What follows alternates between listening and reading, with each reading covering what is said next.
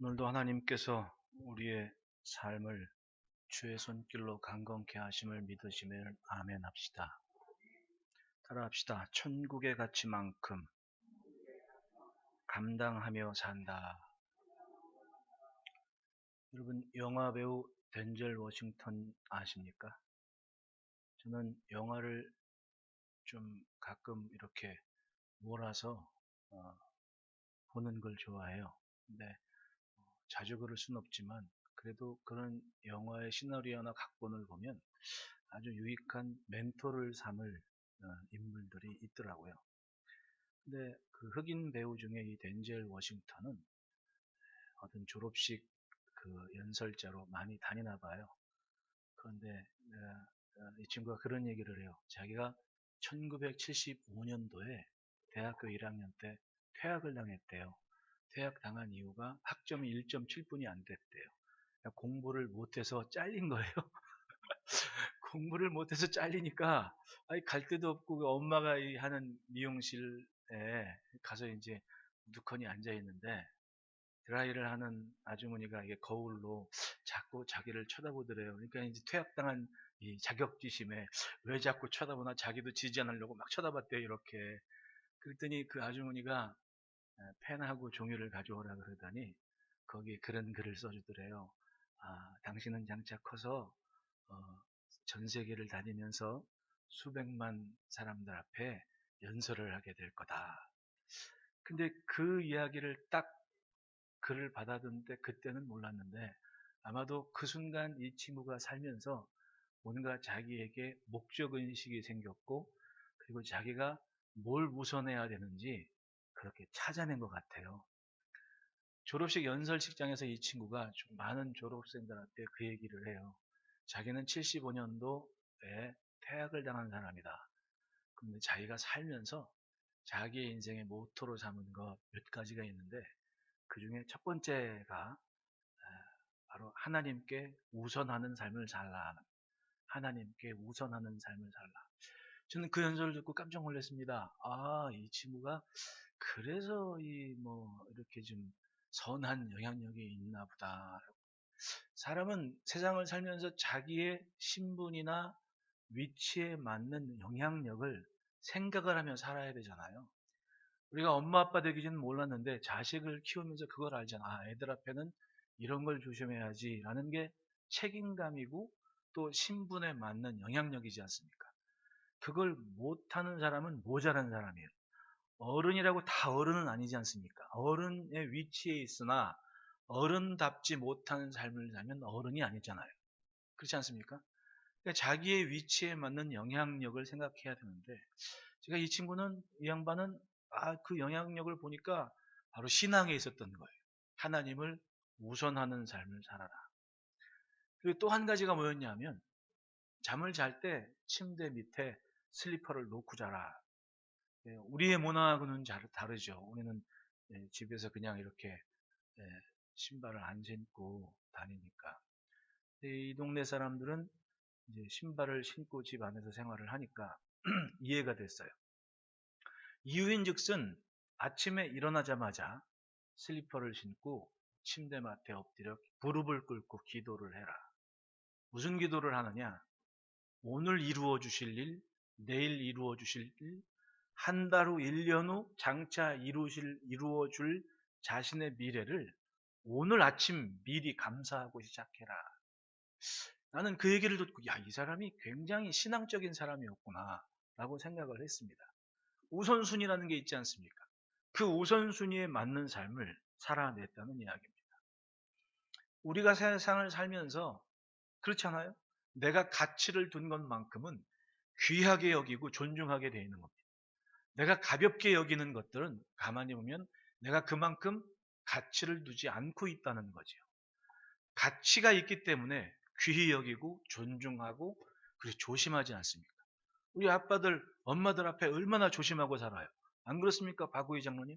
우리 유인숙 권사님에서 두 손 공손히 모으고 이렇게 생활해 놨습니다. 우리 유인숙 권사님이 귀하니까. 에? 뭘 그렇게 웃고만 있어요? 아멘 하지. 예. 귀하니까, 가치 있고 귀하니까 공손히, 조심히, 겸손히 위하고 사는 거 아닙니까? 가치가 있으면 나는 그에 맞는 행동이 있게 마련인 겁니다. 세상을 살면서 사람들은 그 귀하게 여기는 것에 맞춰 하는 방법을 몰라요. 그리고 사는 이 질이 나뉘게 됩니다. 제가 지난주에 재미있는 뉴스를 봤는데 한 회사의 재무 담당 대리가 6년 동안 245억을 횡령을 했대요. 참 대단해요. 어떻게 6년 동안 그럴 수 있지? 그 재무 담당이라는 게 뭐 숫자 들어오고 빠지고 뭐 언제 입금할 것 조금 며칠 미루면 뭐 되고 이런 그런 빈 틈이 많나 봐요. 저는 잘은 모르겠는데. 그러니까 이 친구가 6년 동안 그렇게 빼고 쓰고 했던 게 245억이 된 거예요. 그게 고스란히 자기 계획대로 넣고 빼고 남고 이게 지금 딱 맞으면 어떻게 얼마나 좋았겠습니까? 틀리니까 문제가 된 거 아니에요. 245억을 횡령을 했는데 그 돈이 다 사라진 거예요. 어디 썼냐 봤더니 대부분이 그걸 가지고 주식을 투자한 거예요. 내가 이 사람이 지금 머리가 나쁜 사람 같아. 아니면 주식을 투자한 게 아니라 투기를 한 거야. 에? 그러다 보니까 돈을 벌고 싶어서 그 돈을 썼는데 그게 다 어디로 오간 데가 없어진 거지. 이 주식 투자하는 사람은 대부분이 투자하는 게 아니라 투기를 하더라고. 투자라는 거는 내가 지금 이 기업이나 이 사람이 좀 됨됨이가 아마 좀 사람이 됐네 이러면서 앞으로 좀 잘하겠지 하고 내가 있는 거 없는 걸 떠나서 이 사람한테 투자를 하는 거죠. 이게 투자예요. 이게 잘 되면 거기에 대한 이익이 나에게 좀 돌아올 수가 있는 거죠. 되든 안 되든. 그런데 투기라는 건 뭐예요? 내가 반드시 얼마를 받아내야 된다. 그리고 기간을 정해서 그거를 돈을 집어넣는 거예요. 이걸 사람들이 투자라고 착각하는데 이런 걸 투기라고 얘기를 하는 겁니다. 그런데 대부분이 그렇게 투기하는 사람들이 많아요. 투기를 하는 이유가 뭡니까? 이렇게 준비된 돈이 내 미래를 보장할 것이라고 생각을 해요. 그런데 사람 사는 게 그렇게 계획과 계산대로 됩니까? 그러면 세상 모든 사람들이 벼락부자가 되는 게 맞죠. 그러지 않는 일이 더 많다는 얘기입니다. 여러분, 우리는 그런 세상에 지금 살고 있습니다. 사람들의 계획과 계산이 얼마나 많습니까? 사람들은요, 배우면 배운 만큼 또 생활을 하면 한 만큼 자기 자신의 가치와 기준을 굉장히 높게 사요. 그렇기 때문에 그런 사람들은 대부분 주변 사람들의 말을 안 듣죠. 고집이 센 거예요. 우리는 다르지 않습니까? 우리가 예수를 믿은 순간 우리의 가치관과 기준이 확실하게 달라졌습니다.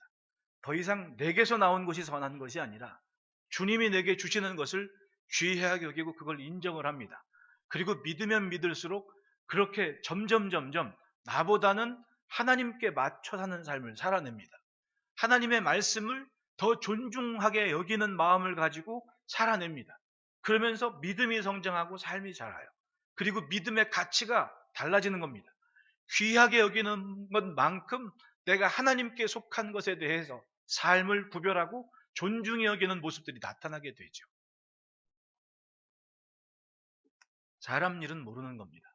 우리가 세상을 살면서 어떤 것이 우리의 미래를 결정하는지 그걸 일찍 깨달으면 얼마나 좋겠습니까? 여러분 사람들의 시력이요 앞은 막 0.1.0, 2.0, 1.5, 0. 몇 되는데 뒤통수의 눈은요 시력이 양쪽 다 2.0이래요. 왠지 아십니까? 지나고 보면 다 아니까. 이 뒤통수에 달린 눈은 무조건 2.0이라는 겁니다. 왜? 막상 지나고 보니까 이걸 알겠더라는 얘기지, 들어온 얘기를. 살아낸 다음 배우는 것들이 얼마나 많아요. 늦기 전에 여러분, 하나님을 존중하는 신앙의 삶을 더 견고히 하시기를 축원합니다. 성경의 아합 왕을 보십시오. 이스라엘의 아합 왕은 역사에는 굉장히 존중받아 마땅한 통치자였습니다. 사실 이 근동 지역에 있는 아수르나 아람족과의 전쟁에서 연합을 이루어서 전쟁을 치르는 그런 아수르와의 전쟁에서 그 지금의 이라크 지역에서 발견된 비문에 이스라엘의 아합 왕이 전차를 2,000대를 파병을 했다는 기록이 남아 있답니다. 근데 여러분 한번 생각을 해보십시오. 그냥 보병만 준비하는 것도 나라가 돈이 없으면 그걸 못하는 거예요. 그런데 전차를 파병했다는 얘기는 그만큼 나라가 부국이었다는 얘기를 하는 겁니다. 그러니까 항상 그 아합 왕 당시에 남쪽에 있는 왕들은 북쪽에 있는 이스라엘과 화친을 맺을 수밖에 없었던 거예요. 무엇 때문에 여호사밧 왕이 아합 왕과 사돈을 맺었겠습니까? 나라의 규모나 국력이 이스라엘이 훨씬 강했기 때문에 여호사밧 왕은 그렇게 하나님께로 대한 신앙이 좋았음에도 불구하고 자기 아들을 그 집 딸하고 결혼시킬 만큼 그렇게 북이스라엘의 세력은 강했다는 얘기입니다. 그런데 여러분 성경을 보십시오. 그런 얘기들을 자세히 설명은 안 해요. 다만 열왕기나 역대서는 선지자나 제사장의 시각에서 쓰여진 성경이기 때문에 뭘 기록합니까? 아합 왕은 악한 왕이다. 그리고 하나님께서 누가 이 아합을 죽게 할 거라고 천상에 회의를 하셨다라는 기록을 남겨놓지 않습니까? 다시 말하면 세상으로 볼 때는 굉장히 수완 좋고 강력하고 능한 왕이지만은 하나님의 시선에 볼 때는 악한 왕이었다는 얘기를 하고 있는 거예요. 우리가 살아가는 세상을 한번 보십시오. 지혜와 지식과 경험을 가지고 많은 것을 준비하고 진짜 사람들은 요즘은 똑똑한 사람들 많습니다. 어디 가서 말실수를 함부로 못하는 거예요. 왜? 그러면 금방 꼬투리를 잡고 대부분 뭐라고 그런대요. 여기 뭐 우리는 성도들은 그럼 제가 실수해도 알아서 다 알아들으시니까 뭐 내가 뭐 에스더 얘기하면서 뭔 얘기를 루스로 얘기하든 바꿔 얘기해도 충분히 알아듣는 분들만 계셔가지고 은혜가 많지 않습니까?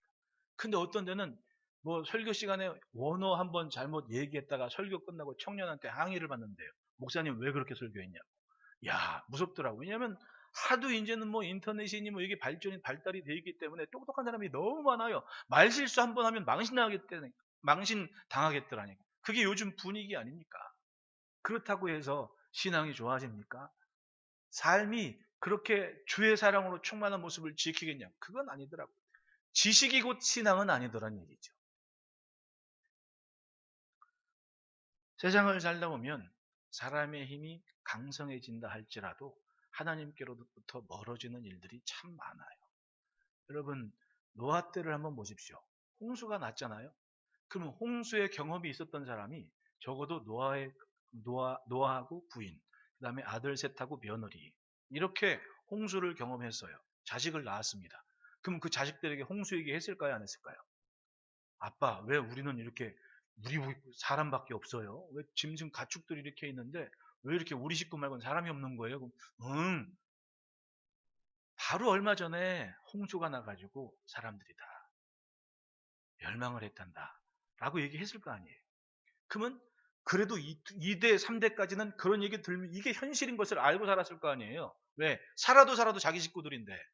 근데 그만한 신앙과 믿음의 역사의 경험을 했음에도 불구하고 창세기 11장에 뭐가 나와요? 사람들이 하나님 없이 살려는 계획을 가지고 바벨탑을 쌓는 얘기가 나오지 않습니까? 그런데 그 사람들이 결국은 누구 후손들이에요? 세상의 멸망이라는 홍수의 경험을 했던 조상을 둔 사람들인데 결국에 인류는 그런 결정을 하고 말았다는 얘기입니다. 오죽했으면 찾다 하나님께서 아브라함 하나를 찾았겠냐. 웃기지 않아요? 믿음에 굉장한 역사적인 흔적이 있었다면 지킬 수 있는 게 사람인데 존중할지 않은 거예요. 가치를 두지 않은 거예요. 그렇기 때문에 삶이 구별됨 없이 욕심대로 흘러갈 수밖에 없는 거예요. 그게 사람 사는 거예요. 요즘이라고 다릅니까? 요즘 사람의 힘으로 할 수 있는 것들이 참 많아요. 이제 우리가 팬데믹을 지키면서 지나오면서 백신을 개발하는 기술이 상당히 발전됐습니다. 여러분 과거에 무슨 15개월 이상 걸렸던 백신에 대한 것들이 이제는 6개월 안에 끝나게 됐어요. 그런 시대가 됐습니다. 게다가 방식도 굉장히 달라졌습니다. 전에는 균을 투여해서 내게 항체를 길러내는 거였는데 이제는 내 몸에 백신을 넣어서 내 몸 안에 있는 단백질이 변화를 일으켜서 항체역을 나타낼 수 있는, 저항할 수 있는 그만큼 백신들이 달라진 거예요. 그게 이번 팬데믹부터 온 백신의 방법 아닙니까? 근데 이게 왜 중요하냐 하면 이게 이제 성공적으로 진행이 된 거예요. 게다가 부작용이 그렇게 많지가 않았어요. 왜냐? 여러분 백신 맞고 죽는 사람이 많았어요? 산 사람이 많았어요? 이거예요. 어떤 백신이건 부작용이 있거든요. 근데 놀랍게도 새로운 방식을 적용을 해서 6개월 만에 백신을 만들어냈는데 이게 죽는 사람보다 산 사람이 더 많은 거예요. 놀랍죠. 이게 왜 중요하냐? 이제는 암에 대해서, 불치병에 대해서, 사람 몸에 생긴 질환에 대해서 정복할 수 있는 가능성이 그만큼 많아졌다는 얘기예요. 사람의 기술이 말도 없이 지금 발전하고 있는 거예요. 이거 우리가 피부로 느끼지를 못하는데 사실은 여러분 역사가 변하는 거에 그렇게 피부에 와 닿는 그런 일은 거의 없습니다. 여러분 1900년 생년월일 시작할 때 앞에 19로 시작하시는 분은 손 들어 보십시오. 나머지 안 되시는 분들은 손 내리시고 그러면 20으로 시작하시는 분은 손 들어 보십시오. 20. 그러면 19에서부터 20 세대를 지나오신 분들은 20세기에서 21세기 세계의 변화의 중심에 계셨던 분 아닙니까? 근데 여러분 20세기에서 21세기로 넘어올 때 피부로 와 닿는 게 있었어요? 뭐 Y2K니 뭐니면 난리쳤지만은 내가 세상을 살아가는 삶의 피부로 와닿는 변화는 그렇게 와닿는 게 아니라 그냥 일상의 연속이었단 말이죠. 이게 세상 변화하는 모습이라니까요. 거기에 우리가 지금 살고 있는 겁니다.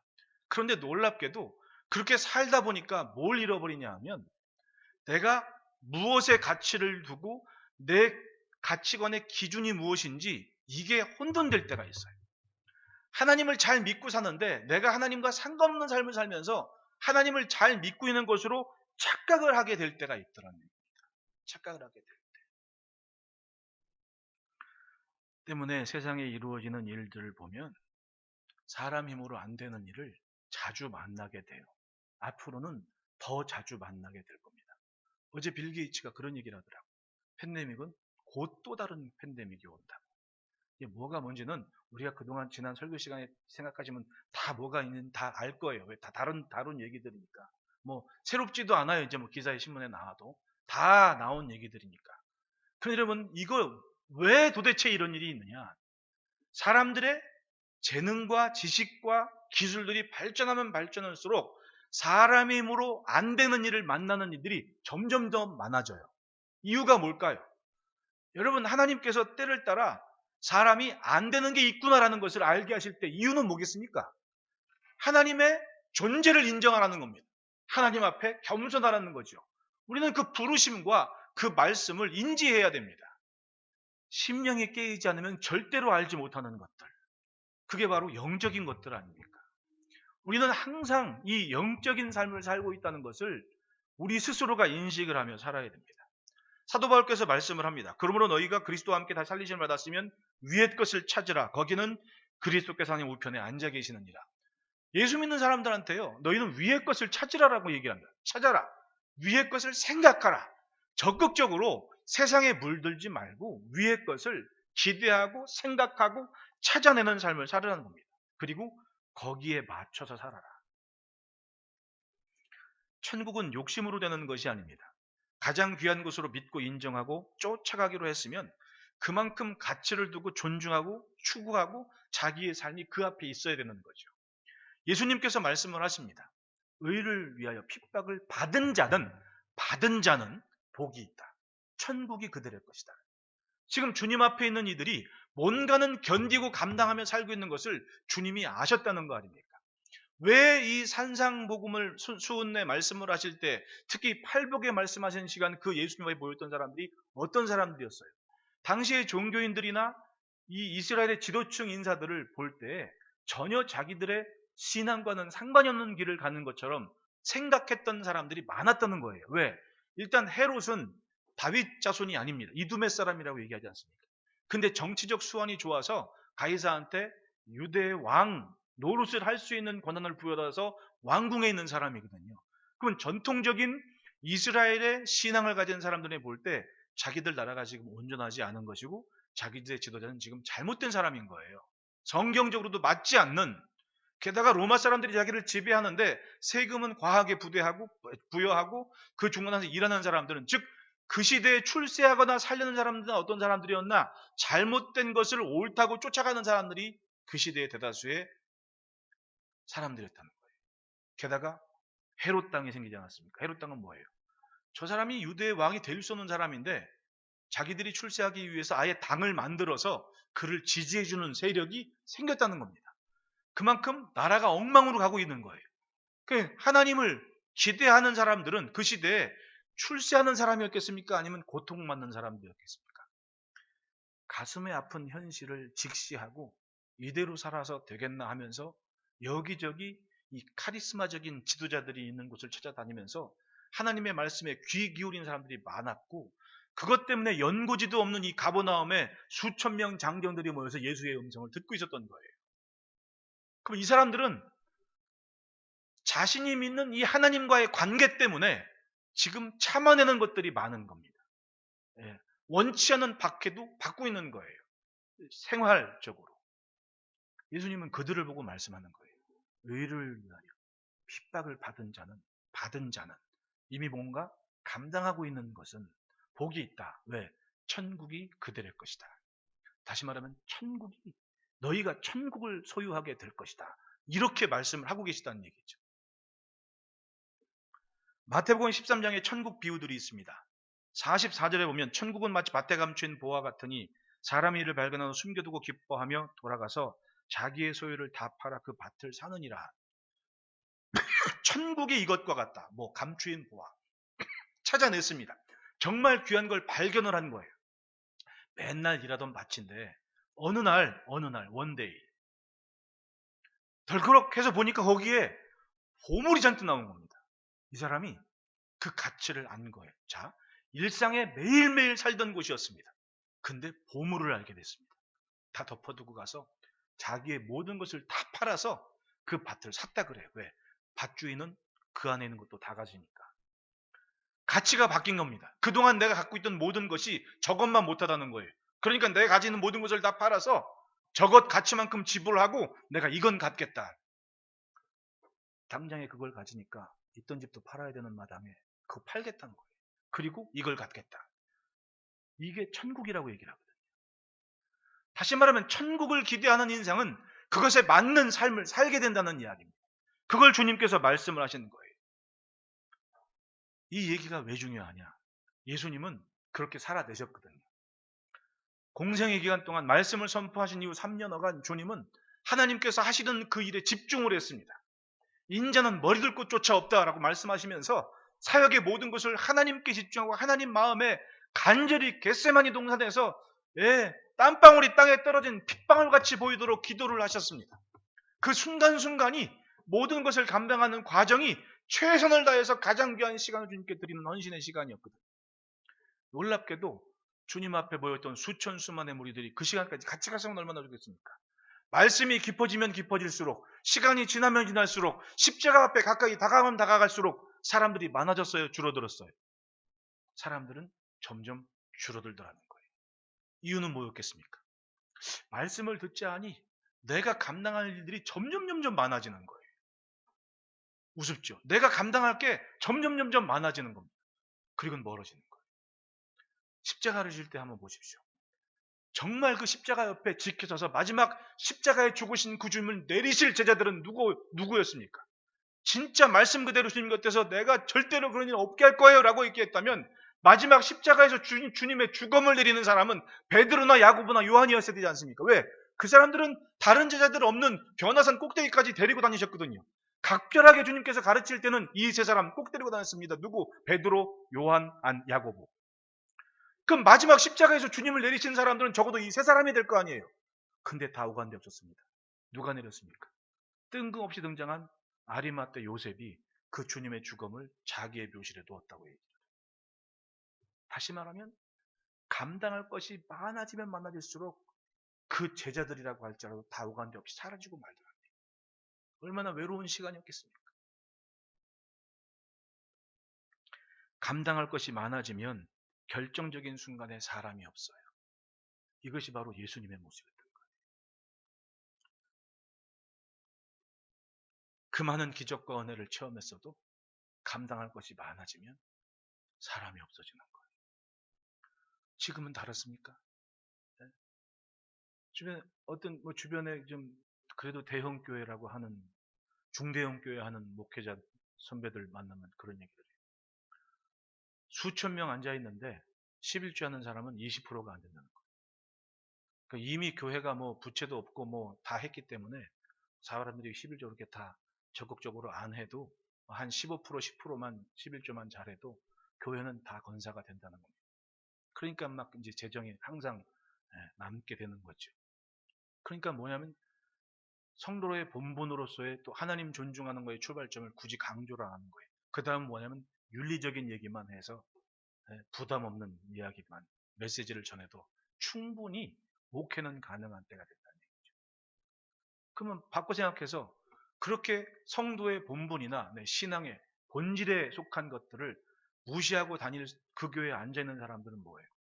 나는 감당할 걸 다 감당하지 않아도 마음만큼은 뿌듯한 거예요. 왜? 나는 수천 명 참석하는 교회 자리 한 자리 차지하고 앉아 있으니까 나는 그래도 내 믿음의 규모는 이 정도는 된다. 마치 십자가가 액세서리인 양 생각하는 사람들이 그만큼 많다는 얘기 아닙니까? 목회자들도 강조를 안 하는 겁니다. 왜? 그거 얘기하면 사람들이 안 온다고. 듣기 부담스러운 얘기를 하면 사람들이 오겠냐고. 그런 얘기를 하는 겁니다. 틀린 얘기는 아니에요. 맞는 얘기지. 하지만 내가 귀하게 여기는 것의 가치만큼 살아내고 감당할 것이 있는데 왜 그걸 외면하며 사는 얘기죠. 결국은 십자가 앞에 도망가버리는 자들과 뭐가 다르다는 얘기입니까? 여러분, 사람들이 좋아하는 얘기가 굉장히 믿음이 좋은 것처럼 생각될 때가 있어요. 뭐냐면 여러분 예레미야 한번 보십시오. 선지자들도 참 이 말씀을 전하는 상황이 그때그때 참 달랐는데 예를 들자면 이사야 선지자는 뭘 얘기했냐 하면 얘들아 지금 정신 차리지 않으면 우리가 망할 수도 있으니까 회개하고 하나님을 붙잡자. 오라 여호와 앞에 변론하자라고 그렇게 얘기하지 않습니까? 그 말은 회개하면 미래는 충분히 기회가 있다는 거예요. 세월이 지났습니다. 예레미야 선지자가 딱 말씀을 전할 때는 예레미야 선지자도 좀 하기 싫은데요. 무슨 얘기? 네 해야 된다. 20살 때 하나님께서 말씀하셔가지고 주의 권유로 내가 주의를 증거한다고 얘기를 해요.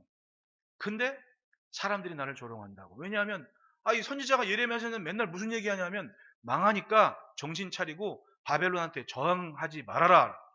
아니 그럼 우리 보고 나라를 배신하라는 얘기입니까? 그래도 바벨론한테 저항하면 안 돼. 이건 하나님께서 하시는 일이야. 차라리 바벨론한테 항복하고 돌아가서 70년 동안 우리가 잘 고난 고초지만 하나님을 잘 믿고 돌아오면 70년이 지나면 이 땅을 다시금 회복하실 거야. 이 얘기를 했거든요. 그러니까 사람들이 저 웃긴 얘기하고 있다고 얘기하는 거예요. 그런데 그 중에 돈 받고 선지자 노릇하는 사람들은 뭐라고 얘기해요? 우리는 절대로 안 망한다. 여기 하나님의 성전이 있고 하나님의 성벽이 있다. 예루살렘 성벽이 보통 성벽이냐? 여기에 아수르의 18만 5천 군대도 다 하룻밤한테 절명시키지 않냐. 우리는 하나님이 지키신다. 여러분 생각하기에 누가 더 믿음이 좋은 사람 같아요? 그 시대의 사람들의 눈을 볼 때 돈 받고 선지자 노릇하는 사람들이 굉장히 믿음 좋은 것처럼 보여지거든요. 예레미야가 하고 싶겠습니까? 하나님 나 못하겠습니다. 그러나 내가 말을 안 하면 내 가슴이 불붙는 듯하여 골수와 심령이 찢어지는 것 같습니다. 그렇게 말씀을 전했다는 얘기예요. 뭐 때문에 그렇습니까? 가치의 기준이 달랐고 존중하는 중심이 달랐다는 거예요. 오늘날 우리가 교회도 많고 성도들도 많아진다고 얘기하지만 모두가 다 걱정하는 점으로 바라봐요. 왜? 가치를 두고 존중하는 만큼 살아내는 삶이 점점 귀한 시대가 돼요. 오죽했으면 예수님께서 마지막 때는 의인 중에 악인을 골라낸다 합니까? 다 예수 믿고 다 하나님 백성인 줄 알았어요. 다 갔습니다. 근데 그날이 딱 된 거예요. 그런데 교회 밖에 있는 사람이 신경도 안 써. 왜? 어차피 의인들만 주 앞에 섰으니까. 그런 줄 알고 갔는데 그 중에서 악인들을 골라내시겠다고 하시는 거 아니에요. 뭐 때문에 악이라고 했겠습니까? 결국은 그거 아니에요? 가치의 기준에 맞게 살지를 못한 거예요. 존중함이 없는 삶을 살다 보니 착각 속에 살다가 그날을 맞이하고 말았다는 겁니다. 누구에게 천국이 주어집니까? 의를 위하여 핍박을 받은 자, 즉 감당한 것이 있는 사람, 그 사람들에게 천국이 주어진다고 말씀을 하고 계신 거예요. 여러분, 그래도 믿음만큼은 살아내는 용기를 가집시다. 그것이 복된 인생의 삶이에요. 처음 12제자를 부르신 후에 둘로 짝지어 전도하러 보내실 때 말씀하십니다. 마태복음 10장 37, 38절에 아버지나 어머니를 나보다 더 사랑하는 자는 내게 합당하지 아니하고 아들이나 딸을 나보다 더 사랑하는 자도 내게 합당하지 아니하며 또 자기 십자가를 지고 나를 따르지 않는 자도 내게 합당하지 아니하느냐. 참 이것 보면 예수님이 엄청 이상하신 분처럼 생각이 돼요. 결국은 그만큼 존중하느냐, 그만큼 귀하게 여기느냐 이 얘기를 하고 있는 거 아니에요. 내가 결정적인 순간에 내가 감당할 것이 때로는 내 가족이 귀히 여기는 것보다 더 귀한 것일 수가 있을 때 용기 있게 감당하겠냐는 얘기죠. 놀랍게도 예수님은 그걸 직접 보여주지 않았어요. 사람들이 몰려와서 막 예수님 정신병자 취급한다고 소문 듣고 마리아하고 동생들이 데려왔을 때 제자들이 뭐라 그래요? 문 밖에 어머님이 왔습니다. 형제들이 왔습니다. 예수님 말씀하지 않습니까? 누가 내 형제 자매요 모친이냐? 하나님의 말씀에 함께는 여기 이 사람들이 내 어머니요 내 형제다. 다시 말하면 인생사 어떤 일들이건 하나님의 말씀에 우선하지 않겠다는 결단과 용기를 피력하신 거예요. 그리고 그렇게 살아내신 겁니다. 마태복음 16장에서는 주의 뜻을 이루시려 십자가와 부활의 의미를 가르치실 때 이렇게 말씀하십니다. 마태복음 16장 24절 다 같이 한번 읽어봅시다. 시작.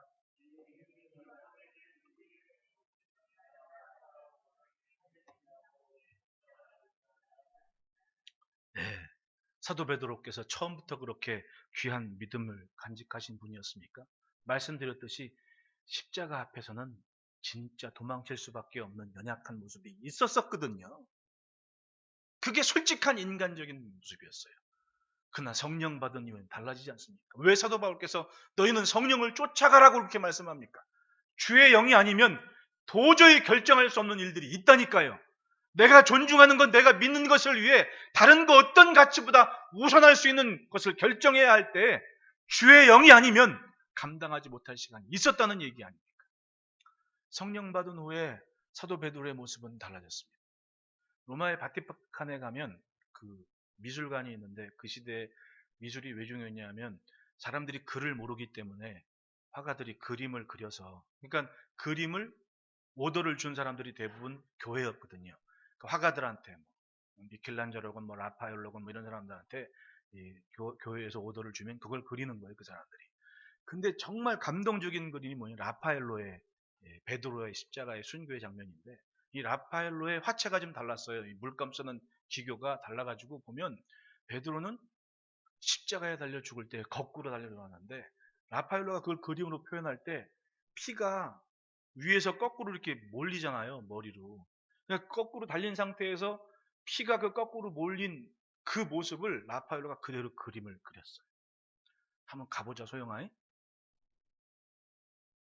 아빠한테 자꾸 푸시를 해.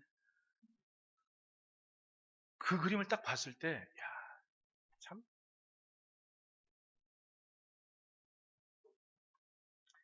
의를 위하여 박해를 받은 자는 복이 나니 천국이 그들일 것임이라. 믿음만큼 감당하고자 하는 의지를 가졌습니다. 그리고 그걸 해낸 거죠. 감당할 걸 감당한 거예요. 나 도저히 예수님처럼 감히 똑바로 죽기는 부끄러우니까 나를 거꾸로 매달아 달라고 청을 한 거예요. 자기 부인과 함께 그렇게 거꾸로 순교를 하신 거 아니에요. 감당을 한 겁니다. 마지막 순간. 여러분 이 팔복이라는 것이 결국은 다른 게 아닙니다. 우리는 다 그 과정에 있어요. 제자들도 마찬가지입니다. 심령이 가난한 상태에서 애통하고 온유하고 다 출발을 했어요. 결정적인 순간에 의를 위하여 박해를 받은 자는 복이 나니 하는 그 과정 앞에서는 주춤할 때가 있었다는 거예요.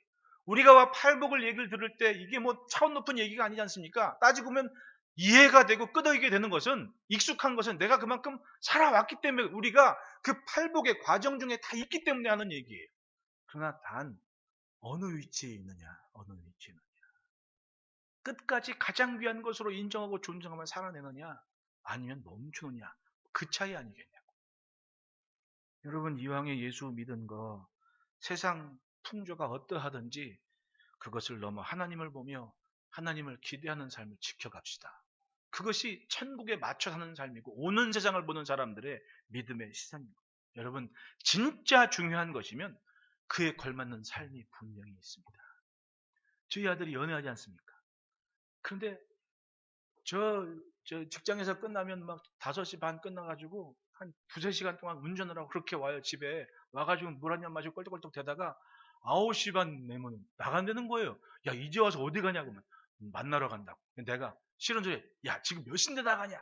근데도 꾸물꾸물하다 나가더라고. 그만큼 귀하게 여기는 거 아니에요, 그거를. 예? 그만큼 귀하게 여기는 거 아니에요.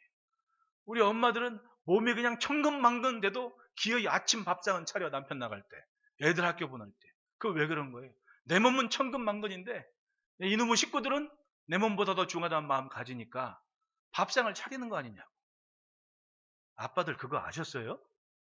네? 마주보고 인사합시다. 사랑합니다.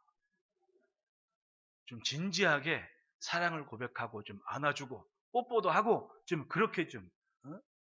남한테 하는 것보다 좀 잘해야 될 거 아니에요, 부인한테. 안 그래요? 네? 나는 또 엄청 잘하는 것처럼 얘기한다. 여러분, 진짜 중요한 것이면 그에 걸맞는 삶이 분명히 있습니다. 그러므로 따라합시다. 구원의 증거를 외면하지 말자. 예수 믿는 사람들의 삶의 가치관은 달라요. 주의 말씀에 우선합니다. 왜냐하면 주인이시기 때문에, 말 그대로 주인이기 때문에 우선해서 삽니다. 주인의 뜻을 하는데 어떻게 내 맘대로 삽니까? 주인의 뜻에 맞춰 살죠. 사도 바울을 보십시오. 예수님 만난 다음에 진짜가 뭔지 알았습니다. 그 다음 아나니아의 기도 속에서 이방을 위해 택한 그릇이라는 계시를 분명히 인식한 순간, 내가 이방인의 구원을 위해 내 길을 정했노라고 하면서 세계 방방곳곳을 다니면서 그렇게 복음을 전하지 않습니까? 그리고 그랬던 사도 바울이 자기 제자 디모데한테 에베소에서 정말 일찍 감독이 돼가지고 교회를 책임지는 사람이 얼마나 무시도 당하고 박해도 많았습니까? 이 에베소 지역은 사실은 우상의 본거지 아니에요. 게다가 문화가 그렇게 발전되고 도서관까지 다니는 똑똑한 사람들이 그만큼 많았다는 얘기예요. 거기서 복음을 전하는데 얼마나 무시를 받고 천대를 받았는지 고초를 알지 않습니까? 그런데 그런 디모데에게 사도 바울께서 이렇게 얘기해요. 무릇 그리스도 예수 안에서 경건하게 살고자 하는 자는 박해를 받으리라. 너 그렇게 일할 때 힘든 건 당연한 거야. 이렇게 편지를 한 거예요. 그 편지를 받을 때, 야, 주의 일하는 게 이렇게 힘들었습니까? 반문하겠습니까? 아, 그렇구나. 그 박해를 포용하고 수용하고 이걸 견디기 위해 기도했을 거 아니냐고. 선생님의 편지를 받고. 예수를 믿으면 아무 일도 없는 것이 아니라 무슨 일이 일어나게 돼 있습니다. 왜냐하면 삶의 기초가 달라지고 출발점이 바뀐 거예요. 기준도 달라졌습니다. 왜 아무 일도 없습니까? 변화가 있지요. 그러니까 한창 우리 한국교회 부흥하고 전도할 때 이전에 뭐 무속신앙이건 뭐 이런 어른들이 그건 알았습니다. 집안에 종교는 같아야 된다. 2개가 있으면 안 된다. 그런 얘기 하죠.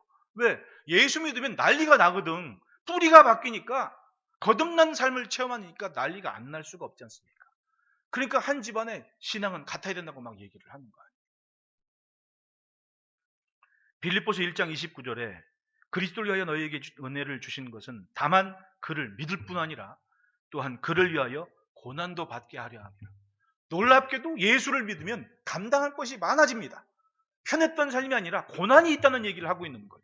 그런데도 1세기 그리스도인들은 그 고난을 기꺼이 감당하면서 견뎌냈고 시대를 넘어서 복음을 땅 끝까지 이르는 기초를 이루어냈다는 거예요. 기꺼이 고난일지라도 감당했습니다. 이상한 일이 아니었습니다. 그냥 묵묵히 참아냈던 거예요. 놀랍게도 바로 그게 구원의 증거 아닙니까? 내가 구원을 받았기 때문에 내 삶이 달라진 거예요. 그리고 그것은 증거라는 것. 마땅히 나타내야 될 거. 그러니까 여러분, 예수 믿는 거 자랑하시기를 축원합니다. 예수 믿는 거 나타낼 수 있는 용기를 내시기를 바라요. 부끄러운 게 아니었습니까? 날 위해 죽으신 예수님이 계신데 왜 그걸 부끄러워했냐고. 오히려 그건 생명이라는 겁니다. 마치 노아가 방주를 만드는 심령처럼 그렇게 자랑하고 내가 고집해야 될 것이 내 믿음에 속한 일들인 거예요. 예수님이 제자들을 십자가 지기는 제자들에게 그런 세대를 말씀을 하셨어요. 앞으로 난리와 환란으로 사람들이 너희를 넘겨주게 될 거다. 마태복음 24장 9절에 그때의 사람들이 너희를 환란에 넘겨주겠으며 너희를 죽이리니 너희가 내 이름 때문에 모든 민족에게 미움을 받으리라. 즉 1세기에 예수 믿던 사람들은 미움받을 각오하고 예수 믿은 사람들. 앞에 무슨 일이 있을지 뻔히 알지만 그래도 믿은 사람들 아닙니까? 우리도 계산이나 염려보다는 내 구원의 증거를 확실하게 나타낼 수 있는 용기를 가져야 돼요. 따라합시다. 믿으면 닮는다. 예수님처럼 사는 것이 낯선 것이 아닙니다. 우리가 지금 살아내고 있고 노력하고 있지 않습니까? 아직은 멀었지만 이미 시작은 한 거예요. 안 그랬습니까? 시작했으니까 지금 여기 있는 거 아니에요. 시작했으니까 기죽지 말고 더 용기 있게 그걸 감당하자는 말입니다. 나를 위해 죽으신 주님을 위해서 내가 감당할 것을 감당해내는 것이 시대의 교회의 사명인 거예요. 누가복음 9장 26절에 누구든지 나와 내 말을 부끄러워하면 인자도 자기와 아버지와 거룩한 천사들의 영광으로 올 때에 그 사람을 부끄러워하리라. 오늘 감당해내는 삶의 모습이 결국은 주님 앞에 주님이 나를 대하실 모습이라면 얼마나 우리의 모습이 신중하겠습니까? 그러니까 마치 노아처럼 정말 가치의 기준을 주님께 두고 조롱과 박해와 핍박이 있을지라도 나는 믿음에 우선하는 삶을 지켜내는 겁니다. 그게 내 구원의 증거라는 거예요. 둘째로 따라합시다. 심겨진 씨앗은 극복할 것이 많다. 뒤에 11절 12절에 나로 말미암아 너희를 욕하고 박해하고 거짓으로 너희를 거슬러 모든 악한 말을 할 때에는 너희에게 복이 있나니. 욕하고 박해하고 거짓으로 너희를 거스르는 악한 말들이 있다는 거죠. 근데 그럴 때 너희에게 복이 있다. 기뻐하고 즐거워하라. 하늘에서 너희의 상이 크니라. 편한 게 아니었습니다. 안 좋은 일이 산지에 있는데 주님이 그런 일이 있을 때 그냥 기뻐하고 즐거워하면 된다. 너희의 상이 크다. 넘어서 무엇인가 보고 있었다는 얘기입니다. 박해가 있을 때 기뻐하고 즐거워하라. 예수님이 시작할 때부터 그랬어요. 마가복음 3장 6절에 예수님 사역 초기인데 이미 바리새인들이 나가서 곧 헤롯 땅과 함께 어떻게 하여 예수를 죽일까 의논하니라라고 했어요. 말씀드렸듯이 첫 시간에 말씀드렸듯이 헤롯 땅하고 바리새인들은 같이 있을래야 있을 수가 없는 사람들이에요. 왜냐? 바리새인들은 유대의 전통을 고수하는 사람들이고 헤롯 땅은 성경하고 상관없는데도 불구하고 헤롯을 지지하는 사람들이고 이 둘은 상극인데 예수님을 죽이려는 일 하나에는 합심을 해서 예수를 죽일까 같이 편을 먹었다는 얘기 아닙니까? 얼마나 곤란했겠어요. 얼마나 위험하셨겠냐고. 그런데 주님은 참고 견디셨습니다. 기도하면서 아버지의 뜻 그것이 뭔지 아니까 극복해낸 거예요. 지금 화단에 눈이 쌓여있죠. 햇살 들고 기온 따뜻해지면 땅 속에서 뭔가 움치고 나옵니다. 신기하죠. 그 언 땅에 숨겨있던 그 풀 가느다란 풀잎 하나가 거길 뚫고 올라와요. 그냥 있으면 아무것도 아니지 않습니까? 근데 참고 극복하고 견뎌내려고 애를 쓰면 그게 힘이 되고 생명력이 돼서 기어이 언 땅을 뚫고 올라온다는 거예요. 그게 바로 믿음의 능력이고 힘이라는 얘기입니다. 이 길은 누구나 갈 수 있는 길이 아닙니다. 믿음으로만 가는 거예요. 믿어왔기 때문에 우리가 여기까지 있는 거예요. 세상은 믿음을 지키도록 그냥 두지를 않습니다. 무엇을 동원해서라도 그 마음을 빼앗으려 해요. 그것은요 이미 창세기 13장에 그게 나와 있는 얘기예요. 보십시오. 아브라함과 롯의 목동들이 싸워서 나눠졌어요. 이게 있죠. 아브라함의 목동은 몇 명? 318명. 그러면 둘이 싸움이 될 정도면 롯의 목동은 몇 명? 롯의 목동도 아브라함의 목동만큼은 됐으니까 싸움이 된 거 아니에요. 그럼 결국은 소할 땅으로 간 사람들은 이미 롯의 가정 숫자와 함께 수백 명이 소할 땅으로 갔어요. 근데 아브라함이 기도할 때 몇 명부터 시작했어요? 50명. 아브라함이 알았을까요? 몰랐을까요? 소할 땅으로 간 그 수백 명 중에 그래도 50명은 믿음을 지키고 의롭게 살지, 의는 하나님과의 관계니까 적어도 50명은 하나님과의 관계를 유지하며 살지 않겠습니까? 하나님 50명만 있으면 살려주십시오. 그래 내가 살려줄게. 근데 결국은 몇 명 남았어요. 자기 딸하고 결혼할 사위들도 장인어른을 조롱하는 시대가 되어버렸습니다. 그리고 결국은 마지막에 남은 사람은 몇 명이에요? 3명이었어요. 롯과 2딸. 자기 부인도 그 소할 땅 소돔 땅에 미련이 남아가지고 뒤를 돌아봐서 소금 기둥이 되어버렸거든요. 결국은 이 수백 명 소활당으로 갔던 목자들은 처음부터 어떤 사람들이었어요? 아브라함의 진영에서 아브라함이 제사할 때 예배할 때 그 자리에 있었고 함께 예배하고 하나님을 부르며 함께 했던 그 수백 명 사람들인데 삶의 상황이 환경이 그 하나님을 향하는 의지와 삶의 규모를 빼앗아갔습니다. 그리고는 딱 3명 남은 거예요. 무섭죠? 우리가 사는 시대하고 달라요? 그런 때가 아니라고 누가 감히 에이 아니 그런 말 누가 할 수 있습니까? 과연 나는 주님이 보이시는 것처럼 내 최고의 가치의 기준을 주님께 두고 존중하며 거기에 맞춰 살고 있겠냐? 누가 감히 얘기할 수 있습니까? 여러분 아합 왕 때 기근이 들었어요. 근데 그 두 왕이 얼마나 대조가 되냐? 왕과 사르밧 과부의 현실이 얼마나 대조가 되냐? 왕은 똑똑하고 행정력 있고 통치력이 있었던 사람이었습니다. 미래를 볼 수 있고 백성을 생각하는 해안을 가지고 있는 아합이었어요. 근데 뭐예요? 비를 주지 않았거든요. 기근의 고통 속에 있었습니다. 그런데 사르밧 과부는 하나님의 음성을 들었거든요. 너 언젠가 모르지만은 너한테 선지자 엘리야가 오면 잘 공개해 줘야 된다. 그는 내 명령에 따라서 내 일을 감당하고 있는 종이다. 들었어요. 그럼 지금 원래는 좀 일찍 오지. 응? 하필이면 그거 하나 만들어 먹고 죽으려고 마음 먹고 있는 때 사람이 살 생각을 하고 있는 것과 죽음을 맞닥뜨리는 것과 다르잖아요. 마음에 여유가 없는데 당장 아들하고 그거 한번 여러분 우리는 이게 쌀 짓고 바빠지면 그 문화는 뭐예요? 반죽해가지고 홍두깨로 이렇게 펴가지고 뚜껑 안에 이렇게 탁탁 구워가지고 그걸 찢어가지고 소스에 찍어서 먹는 때거든요. 그걸 만들면서 얼마나 생각이 많았겠냐고. 뒤적뒤적 주물럭주물럭 불 지펴가지고 그걸 굽는데 야 이거 아들하고 한 끼 먹고 죽을 건데 이걸 어떻게 가져오라 그러냐 매몰차시네. 그런데 그게 아니었어요. 이 여인은 한 끼 먹고 주거나 안 먹고 주거나 뭔 차이가 있느냐. 나는 끝까지 하나님의 말씀을 지키련다. 이건 인생관의 차이였습니다. 마지막 순간에 내 욕심 채우고 죽는 사람과 마지막 순간까지 하나님의 말씀에 순종하고 죽는 사람과 같진 않을 거 아니에요.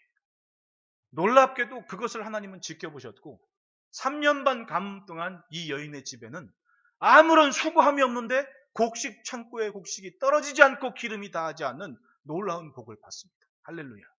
어떤 차이가 있었습니까? 내가 가치를 두고 존중하는 모습이 뭐였냐는 거죠.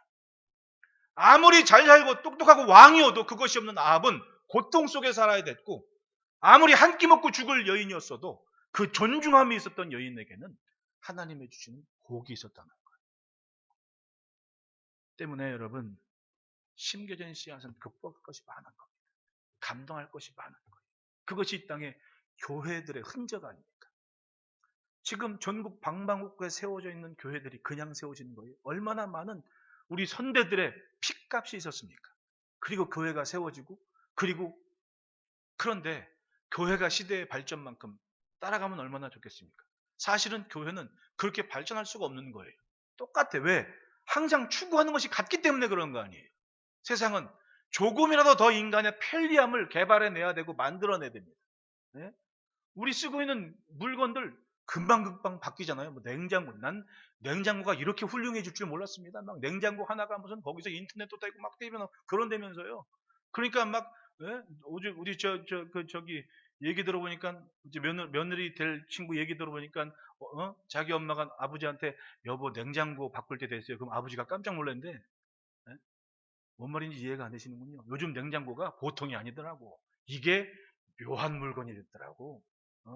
옛날 같은 그런 수준이 아닌 거예요. 그만큼 굉장히 빠르게 인간의 생활을 위해서 연구하고 개발해서 만들어내는 게 세상입니다. 교회는. 한결같이 하나님만 바라보게 그걸 추구하는 게 교회니까 어떻게 이 문화가 같아질 수가 있다. 한때는 물론 교육 수준이나 문화 수준이 떨어졌을 때는 교회가 모든 것을 리드해 갔을 때가 있었습니다. 근데 지금은 아니에요. 그러니까 어떻게 돼? 교회 안에 있는 사람마저도 가치관이 세상 사람과 같아지려는 그런 때를 살고 있는 거예요. 마치 롯과 함께 했던 수백 명의 목동같이 위기와 환경에 노출되는 때로 살아가는 거예요. 하나님을 찾아도 믿음이 없을 때. 그러니까 예수님이 인자가 올 때 과연 믿음을 보겠느냐 그러지 않습니까? 그만큼 귀한 때를 살고 있는 거예요. 때로 하나님은 세상의 판을 흔드실 때가 있습니다. 서두에 말씀드렸듯이 재해와 재난 앞에 세상은 그렇게 발전했는데 안 되는 게 많아지는 거야 갈수록. 이유는 뭐겠습니까? 하나님은 하나님의 손길을 나타내실 때가 있어요. 요한계시록 14장을 보면 새 천사들이 세상의 우상을 향하고 그리고 고난의 연기가 피어지고 뭐 이런 말씀을 해요. 그때 14장 12절에 이렇게 얘기해요. 성도들의 인내가 여기에 있나니 그들은 하나님의 계명과 예수에 대한 믿음을 지키는 자라. 세상이 정말 살기 좋은 때가 되고 우상에게 마음을 뺏길 만큼 세상이 너무 좋아지는 거예요. 그런데 그것 때문에 고난의 연기가 여기저기 피어오르는데 성도들은 그걸 인내하고 있습니다. 무엇 때문에? 하나님의 계명과 예수에 대한 믿음을 지키기 때문에 그걸 참아내고 감당하고 극복한다는 거예요. 그 뒤를요 16장에서도 하나님께서 세상에 진노의 7 대접을 땅에 쏟아내시는데 그 7 대접이 주로 재해와 재난이었어요. 그러면 세상에 재해와 재난이 있다 없다? 있을 수 있다. 무엇 때문에? 하나님께서 7 대접을 쏟으시던 때인데 그게 세상이 멀쩡했던 세상에 재해와 재난이 오는 때다. 여러분 중동 지역은요 눈만 내려도 얼어 죽는 사람이 있어요. 미국 휴스턴만 되더라도요 영하 2, 3도가 되면 얼어 죽어요 사람. 우리 영하 2, 3도가 되면 날씨 참 좋네 그러고 살잖아요. 네? 그런데 미국 휴스턴은 2, 3도만 되면 영하 2, 3도 되면 얼어 죽는 사람이 여기저기 생겨요. 웃기죠. 사람 사는 게 그래요. 그런데 근자에 들어서 기후 때문에 얼마나 많은 재해와 재난이 있습니까? 뭐 사실인지 모르지만 일본은 무슨 트레일러보다 높이 막 눈이 쌓여가지고 뭐 난리가 났다고 얘기를 하는데 거기 뭐 원체 그 재해 재난 방지가 잘 돼 있으니까 그게 우리나라한테 그런 일이 있으면 뭐 난리 나겠죠. 어떻게 눈이 그 정도 왔는데 뭐 멀쩡하겠습니까? 그런데 그게 다 뭐예요? 사람의 힘으로 어찌할 수 없는 일이 있다거든요. 7 재난의 때에 대한 때였습니다. 재해와 재난의 시대가 있다는 얘기예요. 그럼 이제 무슨 말씀을 하냐? 계시록 16장 15절에 다 같이 한번 읽어봅시다. 시작.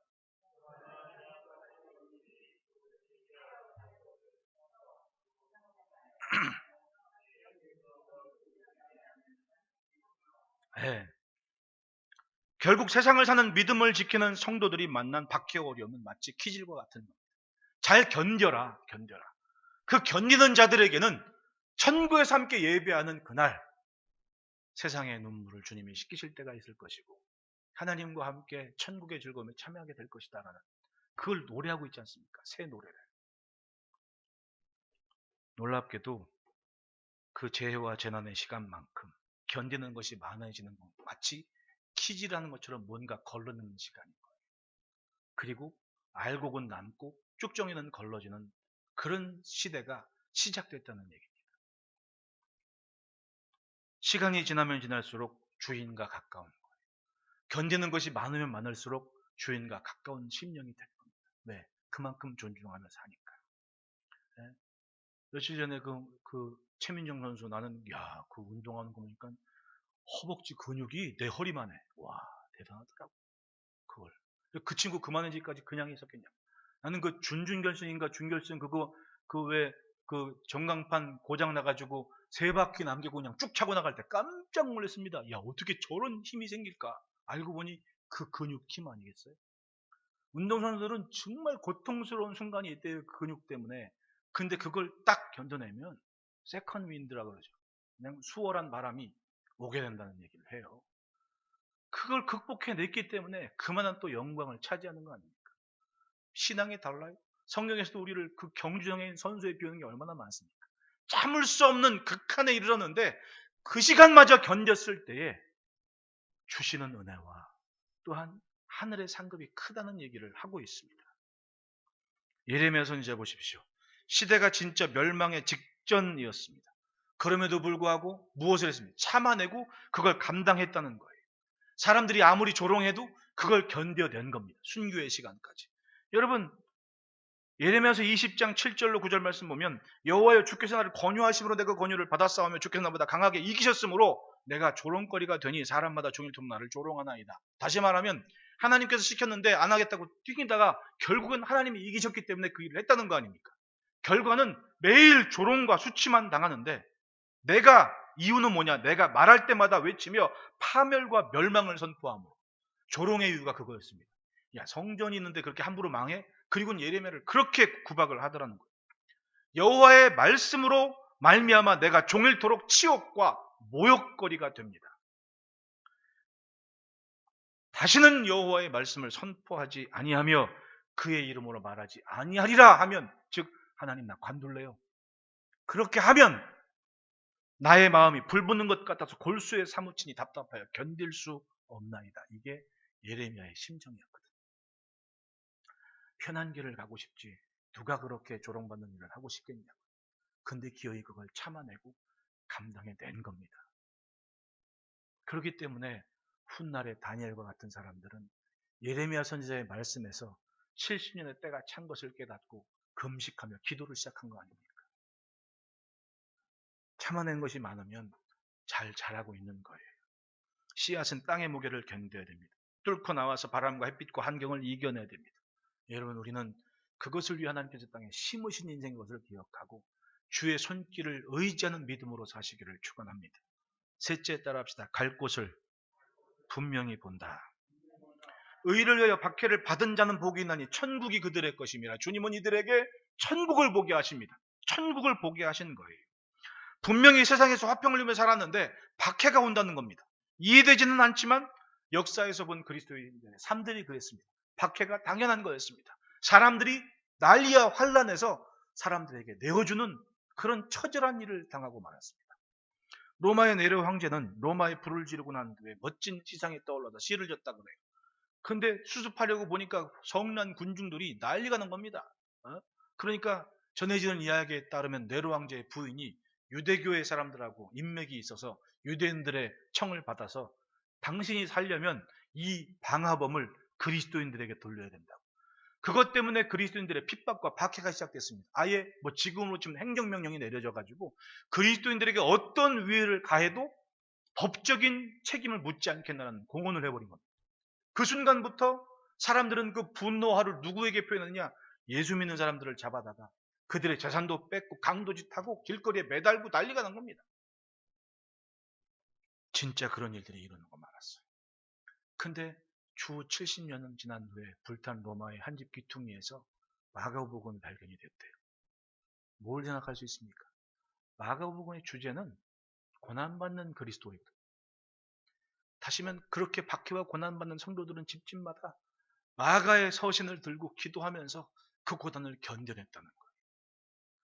그들의 피 흘림과 생명이 버려진 그 땅을 훗날 복음의 중심이 되는 기가 막힌 일을 맞이하고 있지 않습니까? 천국이 그들의 것입니다. 무엇 때문에 고난과 어려운 일을 당연시 여기며 견뎌냈겠습니까? 보고 있었습니다. 내가 가야 할 곳이 어딘 줄 알았습니다. 내가 뜻을 두고 살아야 될 곳은 여기가 전부가 아니에요. 우리는 영생을 믿고 살아요. 그렇지 않습니까? 지금 여기 있는 시간보다 영혼의 시간이 나를 기대하고 있는데 놀랍게도 내가 짧게 사는 이 인생 시간의 모습이 내 영혼의 시간을 결정한다면 주님은 얼마나 손해보는 장사를 하고 계시냐고. 근데 우리의 입장에서는 이건 남는 장사를 하고 있는 거예요. 내가 주님께로 헌신한 시간이 주님을 믿고 붙잡는 견디는 이 신앙이 결국은 영혼의 시간의 아름다운 것을 찾는 것이다. 여러분, 보는 것을 분명히 하시기를 축원합니다. 믿음에 맞춰 하시기를 축원합니다. 그래서 세 번역에는 이렇게 얘기를 해요. 의를 위하여 박해를 받은 사람은 복이 있다. 하늘나라가 그들의 것이다. 이미 하늘나라를 가진 자로 이 땅에 살고 있는 것을 말씀합니다. 너희가 나 때문에 모욕을 당하고 박해를 받고 터무니없는 말로 온갖 비난을 받으면 복이 있다. 너희는 기뻐하고 즐거워하라. 하늘에서 받을 너희 상이 크기 때문이다. 너희보다 먼저 온 예언자들도 이와 같이 박해를 받았다. 여러분, 세월이 참 빠르게 지납니다. 한 해 한 해 한 해 정말 빠르게 지나고 있습니다. 그런데 우리는 여전히 이 자리에서 하나님의 성전을 붙잡고 어제보다 더 나은 모습으로 교회를 섬기고 있지 않습니까? 얼마나 감사해요. 네. 마주보고 인사합시다. 당신으로 인해 감사합니다. 힘겨운 때를 지나며 살아내고 있습니다. 교회가 참 힘들 때 우리 어른들이 얼마나 또 지혜롭게 기도하면서 잘 지켜냈습니까? 제가 처음에 벌써 한 11년 전이 돼버리나요? 처음에 이제 두 교회가 합쳐진다고 얘기하고 그 박 장로님이 이렇게 모여가지고 어느 날 모여가지고 식사 시간에 뭘 이렇게 정관 그걸 결정을 하는 만남을 죄송합니다. 오늘만 얘기할게요. 정관을 딱 만나고 정한 다음에 나오고 인사를 하는데 우리는 이제 박 장로님하고 저랑 고 권사님이랑 같이 갔었고 거기 이춘성 권사님이랑 안 장모님이랑 이렇게 몇 분이 오셨었죠. 이 식사를 하고 나오는데 그 이춘성 권사님이 저를 보고 90도로 인사를 하시는 겁니다. 그게 벌써 11년이 지난 거예요, 세월. 90도로 딱 인사를 하는데, 뭐 다른 분들 다 인사했는데, 그분 인사하는 게 자꾸 이 머릿속에 잊혀지지 않는 거예요.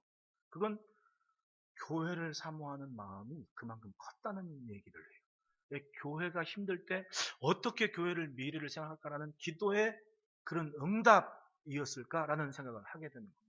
그리고 십몇 년 세월 이렇게 지나오니까 참 이전보다 은혜롭게 아주 좋은 성도들과 함께 교회도 견고하게 세워가고 보십시오.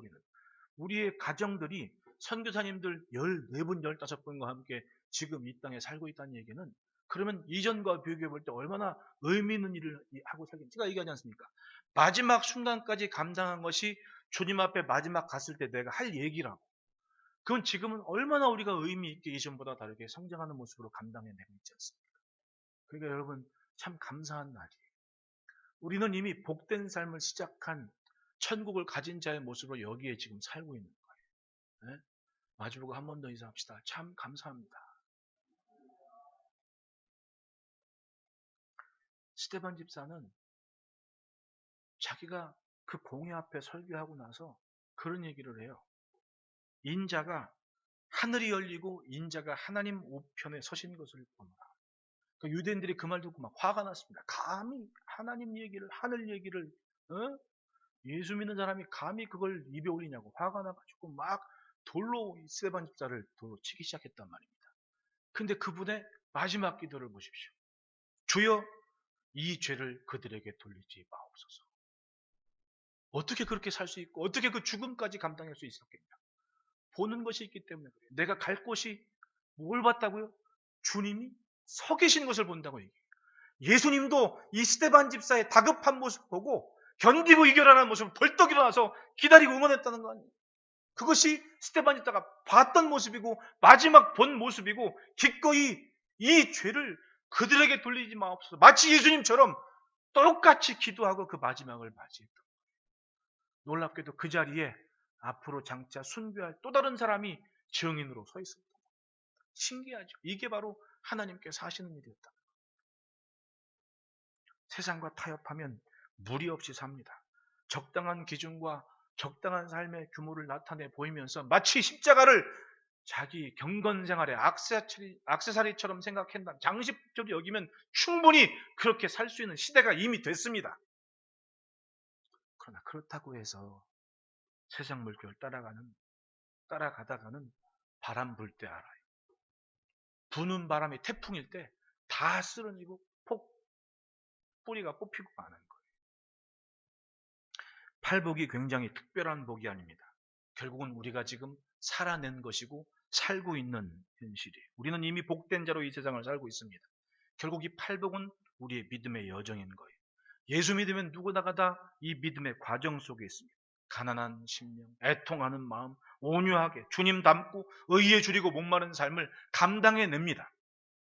그래서 받은 만큼 베풀게 긍휼히 여기고 회개하며 살기에 청결한 마음으로 하나님을 보는 것처럼 살아냅니다. 화평을 이루며 멋진 삶을 시작했습니다. 말씀을 들으면 고개가 끄덕여지고 이해가 됩니다. 왜? 그렇게 살아내고 있으니까. 우리가 다 그 과정에 있기 때문이에요.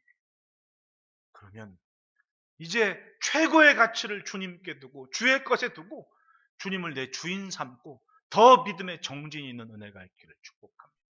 마주보고 한 번 더 인사합니다. 주님이 전부입니다.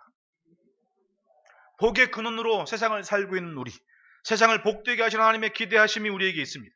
주의 손길이 우리의 삶에 담긴 것을 믿으며 주인의 뜻에 맞춰 매일매일 신앙의 승리와 흔적과 증거가 있는 복된 삶이 되시기를 축복합니다. 기도하겠습니다.